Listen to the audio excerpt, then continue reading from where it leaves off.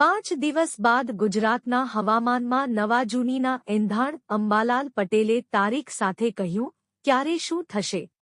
અંબાલાલ પટેલનું અનુમાન છે કે આગામી દિવસોમાં ગરમી વધશે અને પ્રી મોન્સૂન એક્ટિવિટી શરૂ થશે, જેના કારણે માવઠું પણ થવાની શક્યતા છે.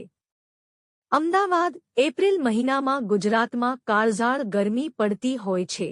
પરંતુ ચાલુ વર્ષે એપ્રિલ મહિનાની શરૂઆતમાં મહત્તમ તાપમાન સામાન્ય રહ્યું છે. રાજ્યમાં ઉત્તર પશ્ચિમના પવન ફૂંકાઈ રહ્યા છે.